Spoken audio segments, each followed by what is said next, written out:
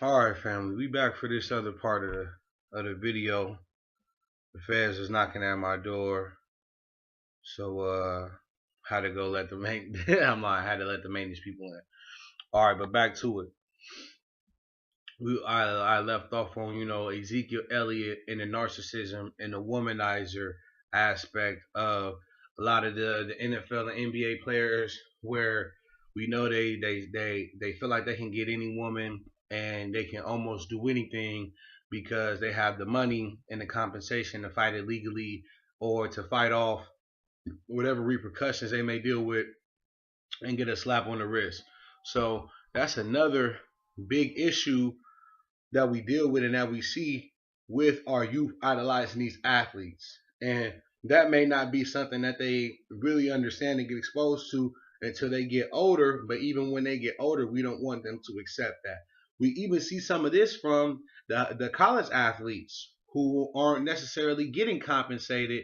Some of them may be getting stuff under the table illegally in regards to some type of compensation or gifts and things of that nature. We know that fans do that for college athletes, but just this mindset that I'm a I'm above repercussions, or because I'm an athlete, or because I'm on the team, or because I got money, I can do what I want to, especially in regards to women and treating women more so like materials and like items. And not every black male athlete does it, but it's in the culture. It's definitely become a part of that culture.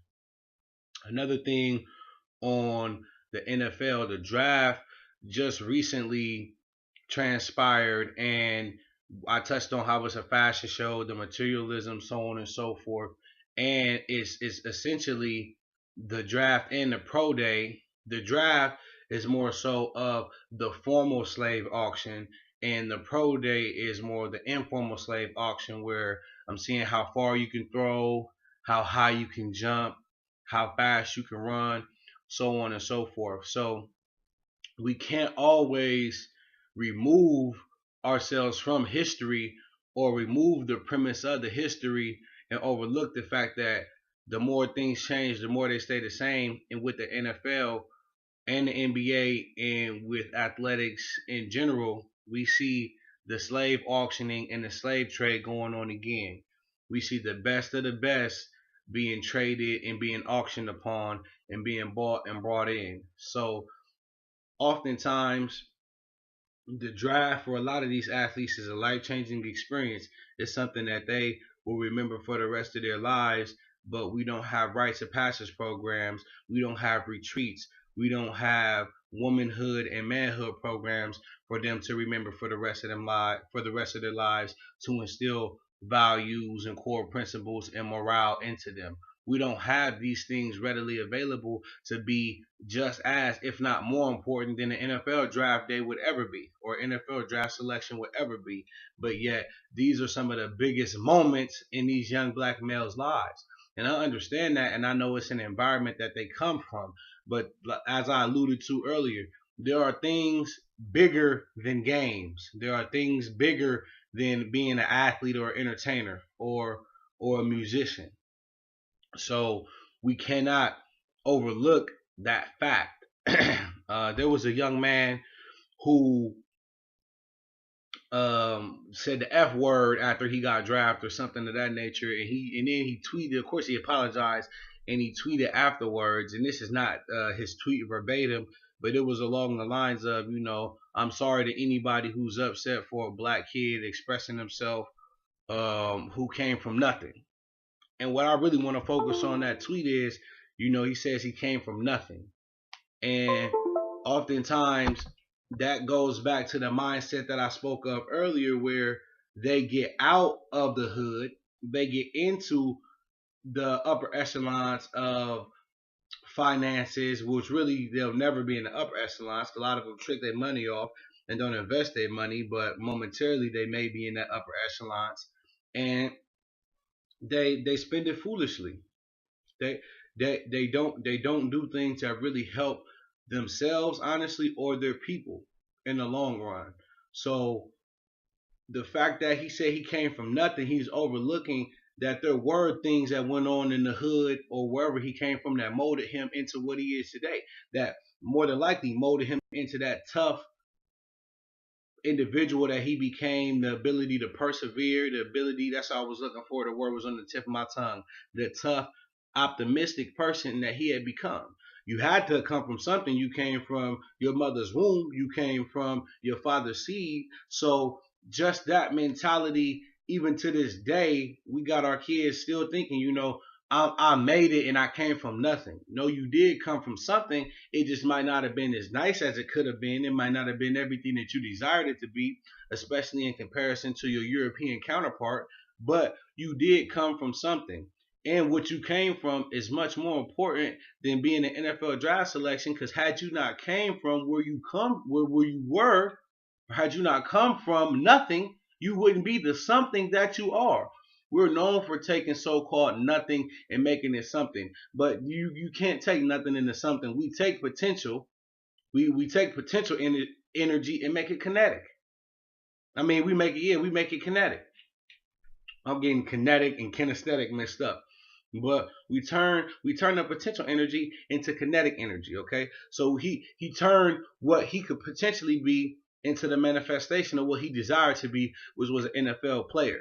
And I'm just talking about that mindset and alluding to that slave mindset that we have as black people still. I came from nothing. Sorry if you got upset because I came from nothing. So that's why I said the F word. Okay. Another point. We as the fans and as viewers, we put too much energy, especially because energy is ritual, which is why they always do rituals at the halftime shows, especially the Super Bowl, and which is why they do so much yelling, provide so many beers, things that will get you intoxicated, get you out of your normal mental state, because these sporting events, and especially when you get to the Super Bowls and things of that nature and the halftime shows, they are all scripted.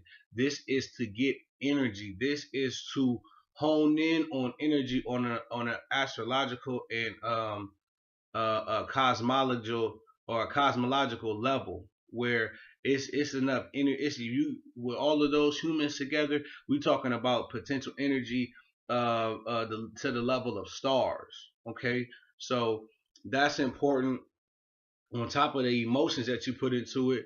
And I suffered from that until I realized that the sports were scripted. You get upset on the play, you cussing at the TV, mad at a player, so on and so forth. We put an emotional energy into something like we got the championship on the line. Like we got money on it. Like we got 100,000 on the game. So it's not just the energy, it's the emotion and the time we put into it. Umar Johnson would say this a lot. If we could get all of the brothers who dedicate time to watch football every Sunday to work on building for our black youth, we will have a majority of what we need for our children right now. But we do not have that due to the fact that we invest, like I said, energy and emotion, and then we put too much time into it. We put too much viewership into it.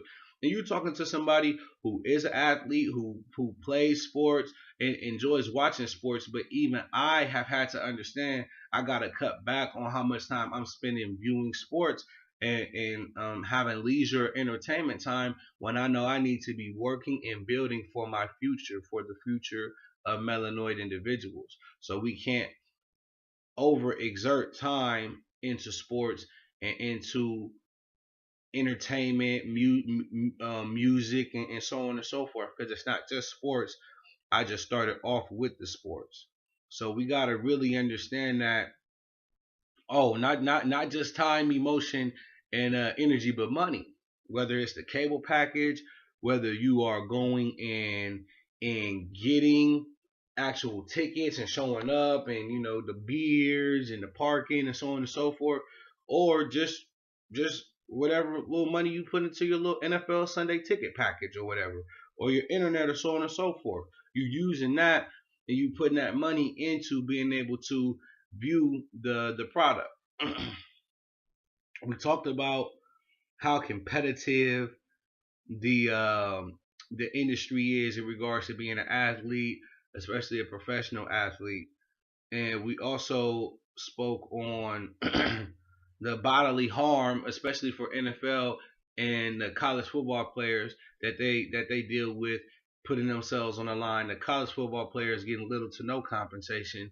The NFL players getting compensated, but once they retire, they don't have. I think now they do have a better healthcare plan, but I know for sure about 5-10 years ago when they retired, they would get inadequate healthcare plans, which is unacceptable for individuals putting their bodies on the line and making the industry billions of dollars.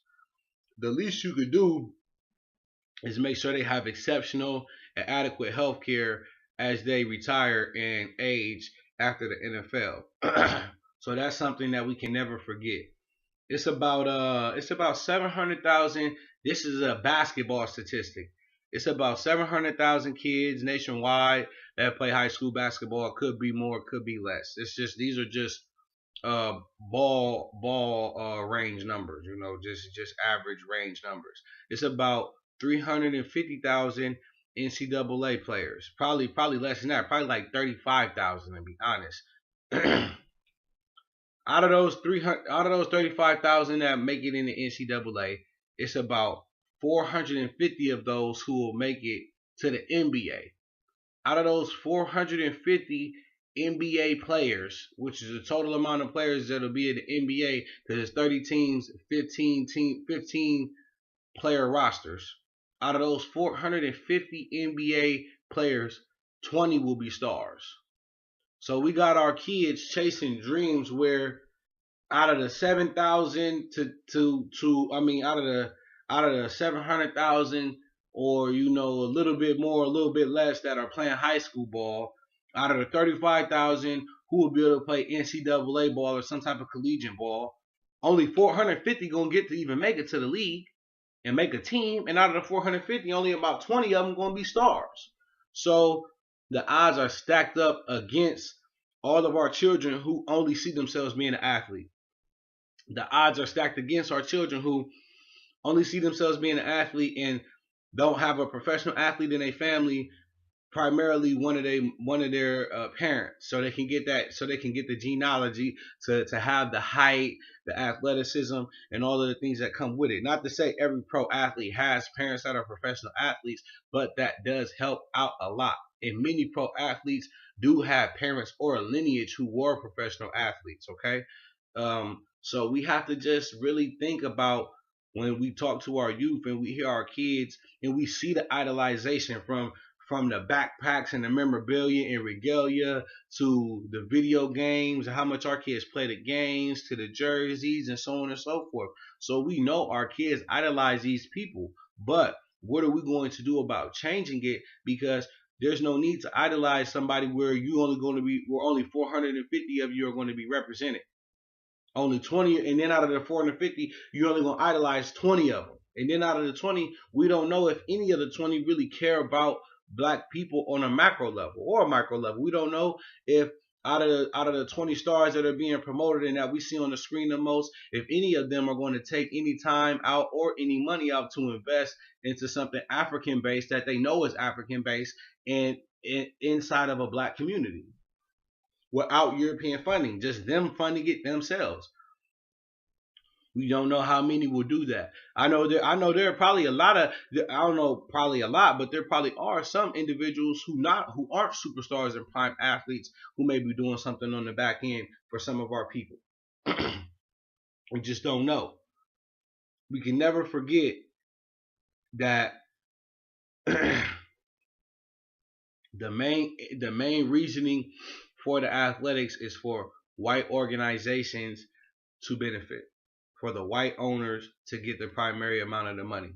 Okay, and to get and then the next is to get the youth to idolize and really have a construed vision of what they should be before they even explore other options, before they even get to an age in which they should even be thinking about what they want to do. A lot of our kids have their mind set up on this from age 5 to 7.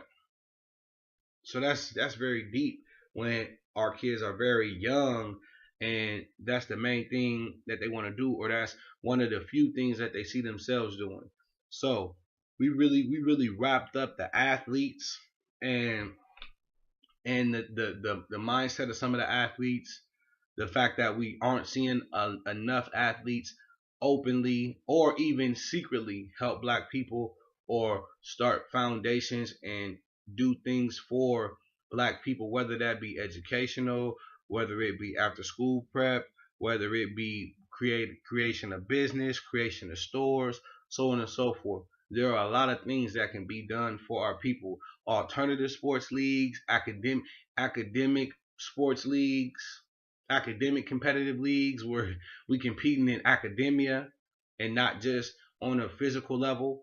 So there are things that can be done, and we're not seeing a lot of our athletes do so. And when we see really the main one that comes to mind that's been openly doing it, Colin Kaepernick, you see how they treat the brother. We can see how they treating him. So let's get to the entertainers, the actors, and the rappers, and the musicians and the singers.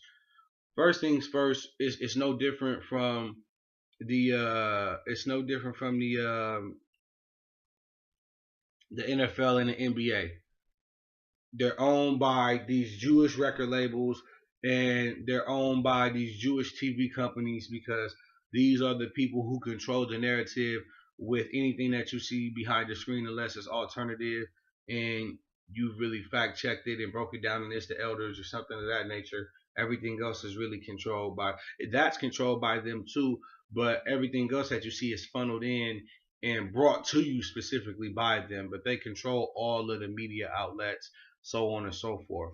Uh, we know it is, once again, we're using your talents and your capabilities to exploit you, and then we're going to benefit on the back end. So we can start with the actors, and the thing that we are seeing now is the effeminization, especially of the black male. More often than not, every daytime show or just your regular TV shows or your soap operas that come on during the day, they've definitely integrated homosexuality, and we know that the black male is the most homosexual male in America. So you're not going to find more gay men than a gay black man, and we are seeing more and more black men in dresses and makeup. You know, a lot of people were talking about Tay Diggs recently. So we, like I allude to often when I bring this up, we know how the brother Dave Chappelle have felt about trying to get put into a dress, how he made references to so many strong black male comedians being put into dresses.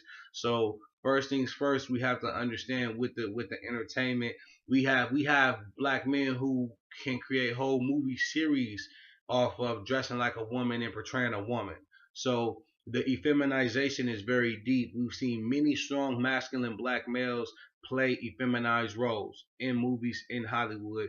We'll go there very quickly. We know that many of these movies and many of these entertainers are strictly that. They're entertainers, they're actors, they're acting out a role in which is written and given to us oftentimes and not by European. So over a majority of the shows, even those so-called black shows or the shows that have predominantly black cast, a lot of them are written by a white person.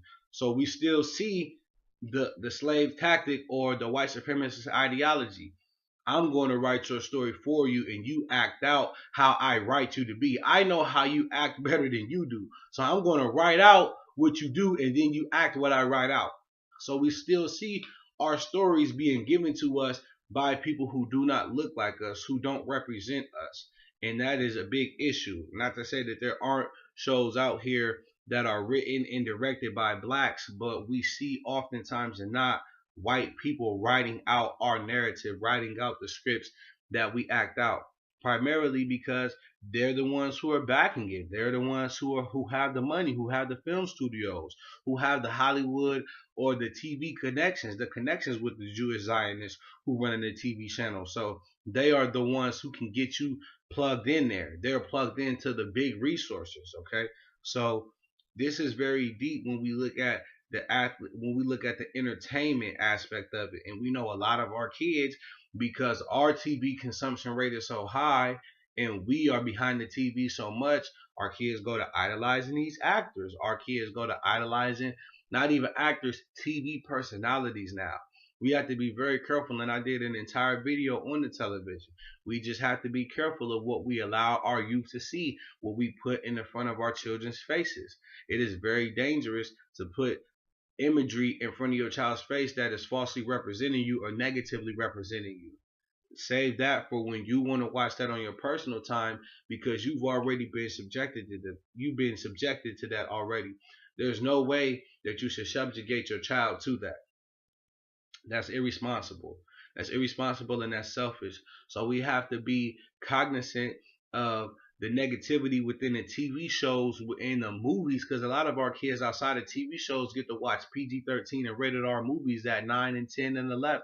Some of the stuff PG-13 is even too much for 13 to 15-year-olds. So we have to have a keen eye on what it is our children see and understand why our children idolize entertainment so much, because when you idolize and value the TV, your child is going to idolize what's put in front of the television.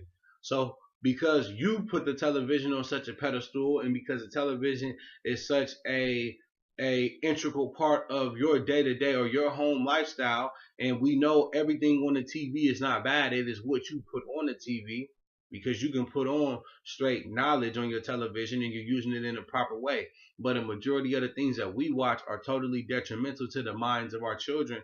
And not only is it detrimental to the mindset of our children, because it's usually showing us in our lowest state or in a negative manner, it also creates the mindset that I want to be that, though. I want to manifest that, because if I manifest that or I behave that way, I'll get put on TV. The TV is a pillar in my household. What wouldn't make my mom more proud? What wouldn't make my parents more proud than seeing me on the TV that they watch every day, that we watch every day, that's in every room, that's on all the time? Okay? So that's serious. A big way that they get the entertainers to be idolized is because we value the screen so much. We value the big screen. We value movies and cinema. And it's not to say that we shouldn't, but we value movies and cinema that portray us in a negative image. It's not to say we shouldn't like a good movie or a good written out TV show and a great script and a cast. It's the fact that we enjoy the negativity and the destruction and the promotion of black people at our lowest state.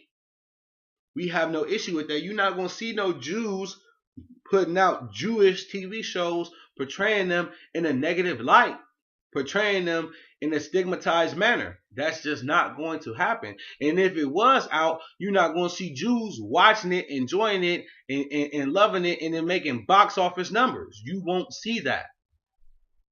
We have been brainwashed and tricked and manipulated into enjoying ourselves being portrayed at our lowest state, because usually we at our lowest state, because you got to get yourself to a higher state to even be turned off by the lower frequencies and vibrations and resonance. So once you rise your level up and you enhance and heighten your level of consciousness and awareness, you will start to see and get turned off by those things. And then you'll understand, especially anybody who works with you or have children, that by me putting this in front of my child, that is going to get them to idolize this. Because not only are they on TV, but they probably on TV with some money. They probably on TV living some type of lifestyle that our kids will start to imagine and think about obtaining, because all of that is being presented to them as well. All of that is being programmed into the subconscious as well.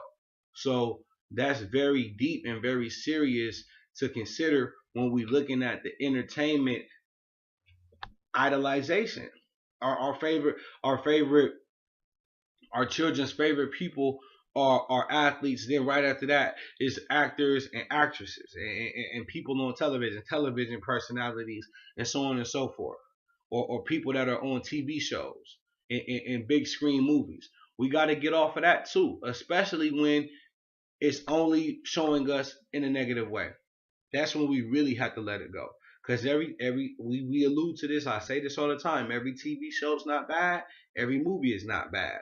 I'm not saying just go and never watch your television again, and don't have anything to do with the TV. There are some people who choose to do that and live very comfortable, entertained, and successful lives. So if you do want to take that up, take it up. You really don't need the television much at all, especially with laptop technology now, where you can get most of your internet on the laptop and online without even turning the TV on at all. So that's an option for a lot of people. But the main thing to consider is don't allow your children and really yourself to watch shows that are negative or watch movies that are negatively portraying black people. And if you are, help with decoding and breaking things down in a thorough manner so that your child will know this is not the only way black people act. You can show your child some of that ignorance and break down to them how not to behave, break down to them how they are trying to program them. There are ways that we can use these tactics and game our children so that they're ready to decipher and break these things down in the future. And it won't be such a detriment to our children as they age and as they get older. They'll be able to see it, break it down, and get right through it. Okay? Now let's get right into the music and really wrap it up really quickly because I don't want this to be too long, and I'm already at like 23 minutes, and it's the second part of it because we got interrupted. The biggest issue I have with the music industry and with the music idolization is a lot of kids now are going to idolize rappers who do not have highly sophisticated lyrical abilities.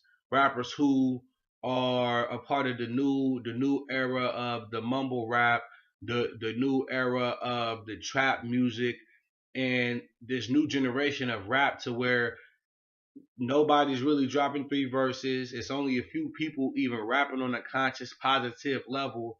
And there are only a few people that are even rapping over beats that will make you focus more so on their lyrics than the beats. Because now the beats are so catchy and we're so much into the trap music that a lot of people aren't even paying attention to any of the lyrics, especially children, and they're just loving the beat. The imagery of the artists or of the black male artists especially is disrespecting women, promiscuous, having a lot of women, idolizing material, not idolizing but materializing women, treating women as items. We also have the effeminization where we have rappers wearing dresses and skirts and things of this nature. We also have the just outright blatant lies. We have rappers who are rapping about selling crack who have never sold crack in their lives. We have rappers who are rapping about selling crack, promoting it like it's a great lifestyle, where if you've ever sold crack, you know that's not a life to promote. That's not a life to push. Okay? We have disrespect of our females constantly within the lyrics of the music. We have the visual disrespect and hypersexualization of our youth with the soft pornographic videos that they release, where every video is going to have a half naked woman in it and money flinging around, and also nice cars and what we consider nice shoes and clothes, which is really, once again, the exploitation of our money and our habits and our addictions. Because when we go and buy these nice clothes, when we go and buy these so-called nice cars, whose pocket is getting filled? It's not our pocket. Whose community is benefiting? Whose community is the money trickulating through? Not our community. So when we go and buy all these foreign cars, foreign clothes, so on and so forth, that's a foreign entity getting that money. That's a foreign entity who is now receiving income and profit from your exploitation, your consumerism. So, and with that too, it's even the foreign women now. So a lot of our young men or our young women will want somebody foreign. I don't want to mess with nobody from here. I want something foreign. So a lot of the things, not only through the lyrics, but visually through the videos, is detrimental to our children and the lies. A lot of our kids listen to rappers talking about selling coke so much that they think that they could sell dope potentially, or they just are regurgitating those lyrics knowing nothing about what they're even saying. And we know that these are the rappers that they push to the forefront. These are the rappers who are now getting the proper beats to hit your eardrum and to get you on the vibrational frequency that they desire, to get you in that low level frequency, to get you to resonate with your lower self. So We cannot overlook the fact that these rappers are lying. We cannot overlook that these rappers are treating our women like sex toys. These rappers are now getting into a lot of effeminized culture to where it's cool to call another man bae or babe, and kiss another man, and wear dresses and skirts and things of that nature. And these are the people that our kids idolize. These are the people that our kids want to be just like. We have to be careful what and who we put in front of our children and what we allow them to listen to and intake, because when you idolize someone, you begin to want to be them. You begin to want to dress like them, talk like them, behave like them, and eventually, hopefully, be them to the best way that you can. So if we have our children wanting to be the top 10 most popular rappers, who I do not know, but I know if every one of our children wanted to be the top 10 most popular rappers, we could determine where our future is going right now. Really, a lot of our kids do want to be like the top 10 rappers, so we can really start to predict and prophesize where our future is headed right now. Because when you get the mind young, you mold it into adulthood. When you get the mind young, you manipulate the mind throughout adolescence and into adulthood. So these rappers and these entertainers and these athletes and the idolization of them, getting our children's minds so young, they can become manipulated through adolescence and through adulthood and into adulthood. So we never want to take lightly what our children listen to and what our children hear and what our children see, especially with the music and the idolization of these rappers. A lot of these rappers are going down the path of the negative stigma for having a lot of children, for having a lot of children by different mothers, having a lot of children and not taking care of their children, having a lot of children and they being back on child support and things of that nature. These things are going on, and our children see this. Our kids read up on it. Our kids know about petty, small stuff like that more so than they know about their own cultural history or the stuff that they were supposed to be learning in school because of the internet, Twitter, Instagram, World Star Hip Hop, and sites like that. Our kids know petty, random, useless, needless facts about these artists and celebrities and entertainers and actors and athletes like clockwork, because now it's an industry to go into these people's lives and to create rumors, start rumors, or leak their personal info. So it's a whole industry in that, where our kids are now always updated on the latest scoop on these so-called celebrities. And with the social media and the Instagram and the Twitter and the Facebook and all of this now, and the Snapchat now, our kids feel like they somewhat know and can relate and connect to the celebrities because now they follow them. Or a celebrity might retweet something they say, or they can go to their celebrity page and see what they've done all throughout the day and see all the comments they made. So now with the advancements in technology, we have our youth even feeling more connected to these artists than they could before, because now I really can't see you, but I can tweet at you. I can see what you tweet. I can see what you think. I really can't talk to you all day, but I can see your thoughts for the whole day or whatever you chose to post for the whole day. So this is all a part of social engineering, the creation of artificial youth, creation of artificial children who only see themselves being one of three things or being a part of one of three industries. That's not positive. That is detrimental. That's something that is going to come back to haunt us, because our children are our future. Okay? They are the ones that we have to put our money into. They are the ones that we have to put our time into. They are the ones that we have to put our effort into. Because if we don't start to do these things, we are going to continue to go down the wrong path. Okay? Our children should not only think that they can be rappers, basketball players, and actors and entertainers. Because really, what does that mean? That means what I really see you doing is being in a role where you're getting exploited. It's being in a role where a white person is benefiting off of your capabilities and off of your talents. So it's not to say every athlete or every entertainer and every rapper is bad, but like I alluded to in the integration, when we look at it on a grand scale, when we look at it on a macro level, it has hurt us more than it's helped us. We have not benefited in the same manner that these owners of the football teams and the owners of the record labels and the owners of the basketball teams have. We're in a worker role and a consumption role. So either we're working to get the owners their billions, or we're consuming to get the players their millions and the owners their billions. So we're kind of helping the players and the owners, and the players are just helping the owners. Because without the players, the owners wouldn't have a product to sell for consumption, to be purchased by us. So we really have to look at how reliant the white man's industry is on our musical, our acting, and our athletic prowess and abilities, because we really are seeing ourselves falling back centuries financially with the billions of dollars that are being left on the table because we continue to willingly be exploited and support exploitative systems or industries.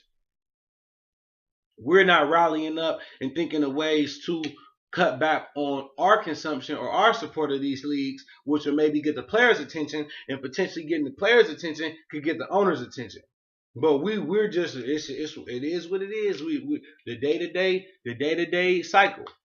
So there are things that we can do to go about this, but a lot of the players and actors and entertainers were bred to think like that young man in the draft who got picked by Atlanta. We're bred to think that we're nothing. So being on the TV is something. Getting millions of dollars is something.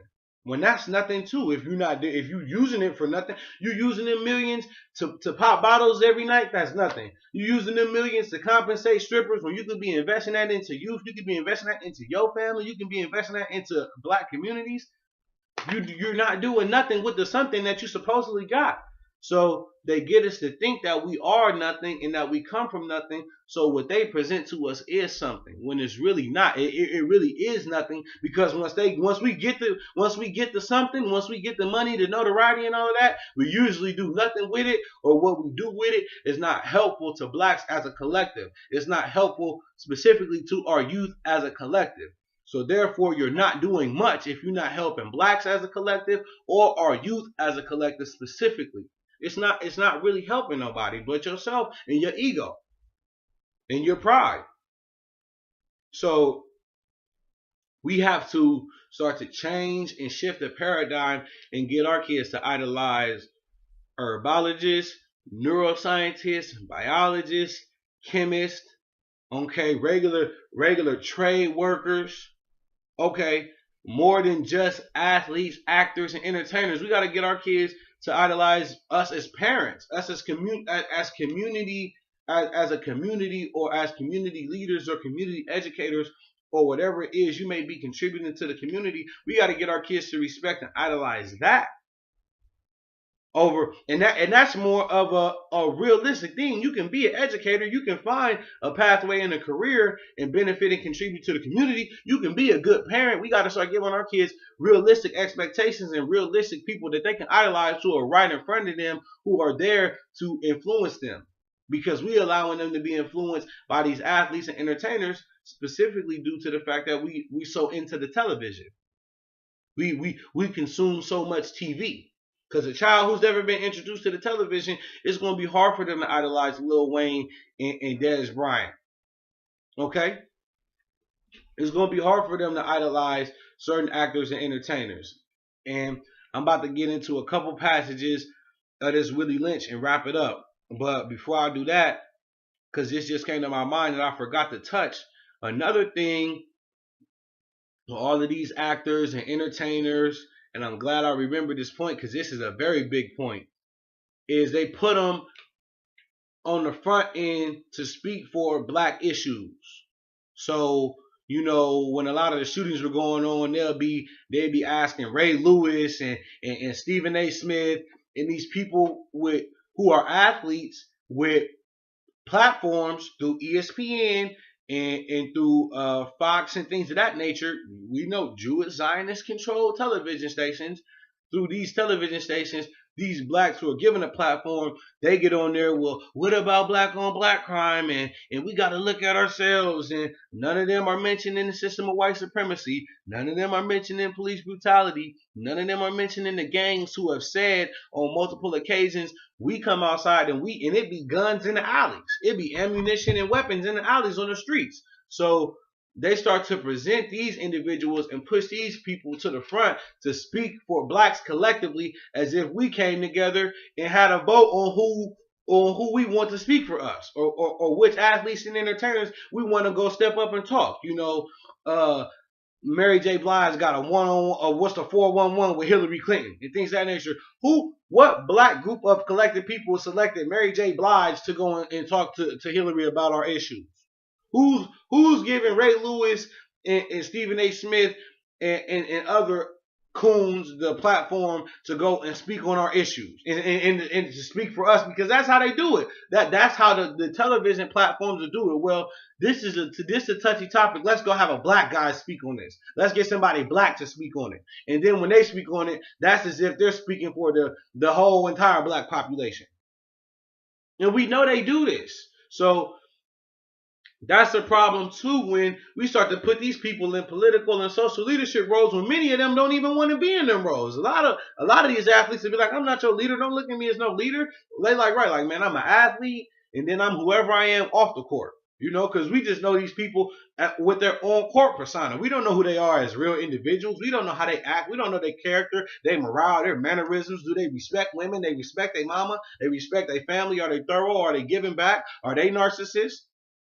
Okay, so we have to look into that too and start to fight against that as well. Having entertainers and actors and athletes being at the forefront of political and economic and social conversations as if we hand selected them to go and speak on our behalf, or as if we selected them to be in a position to get pushed to the forefront by the European television or media structure to go and speak on our behalf, or as if they're qualified to speak on our behalf. That's one black person opinion, but they'll push them to the front, or they'll have them on the television re-airing it so much as if they're speaking for all black people, or they're speaking for blacks as a collective. So, excuse me, that's something we can never overlook either. Is the usage of these entertainers and athletes and musicians to go and speak up on serious topics or social injustice and things of that nature. Like Lil Wayne going and cool and talking about racism don't exist. I don't deal with racism. And I think Cam Newton alluded to something like that too. I don't really deal with racism. I don't know about that. Sage Steele. And then ESPN ended up firing Sage Steele. So now Coonan is getting to a point now too where it's not getting you in the door, or it's not benefiting you as much as it used to. Sage Steele alluded to, I get more racism from black people than white people. All of these different things. So we have to understand and understand that that's a tactic, that's a psychological operation. That's all delving from Sigmund Freud's nephew Edward Bernays, that group thinking, collectivism, and social engineering, and getting the mind to believe anything that's thrown into it, whether it makes sense or not. So we cannot let that slide. We got to be seeing, why would they put this person in front of us to speak on this? Just like Charles Barkley now got a show on race. Come on now. Charles Barkley? How is this man even qualified? What degree or experience besides having a white wife has he had in race relations? And working and being a labor slave for a white dominated NBA industry. Once again, they putting them coons in front of you. They putting their hand-selected, hand-picked Negroes in front of you to speak on these topics. So now it's as if Charles Barkley is going to give the black man's version, or the perspective of a black man, or the perspective of a black man on race. Interesting. Now, why can't somebody who specifically is thorough and dealt with race relations do that? That's a black man. Why can't we get a black man with a black woman to do that? Exactly. They handpick Negroes. Why can't we get a qualified black man who has a degree or experience or deals with race relations, period, as a profession, do that show? No, who they pick? Coon, Charles Barkley. The same coons every time. I'm only going to read a few passages out of this. Remember, family, we need to have this Willie Lynch. We need to get this African bookstore. For those of you who aren't familiar with that or not from here, go ahead and get it off Amazon if you don't got an African bookstore in your city. Okay, I read some of these passages from last week. Okay, I want you to pay attention to this. Thank you for continuing to bring 95% of what you earn to our businesses. Thanks for buying Hilfigers, Jordans, Nikes, and all other brands you so adore. You're super rich athletes, entertainers, intellectuals, and business persons exchange most of their money for our cars, jewelries, homes, and clothing. What a windfall they have provided for us. The less fortunate among you spend all they have at our neighborhood stores, enabling us to open even more stores. Sure, they complain about us, but they never do anything to hurt us economically. And allow us to thank you for not bogging yourself down with the business of doing business with your own people. We'll take care of that for you. You just keep doing business with us. It's safer that way. Besides, everything you need we make anyways. Even kente cloth. You just continue to dance, sing, and distrust and hate one another. Have yourself a good time. And this time we'll take care of you. It's the least we can do, considering all you've done to us.